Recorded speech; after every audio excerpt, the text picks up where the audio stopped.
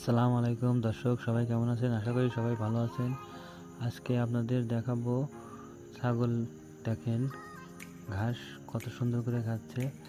ঘাসগুলো কচি ঘাস, কচি নেপিয়ার।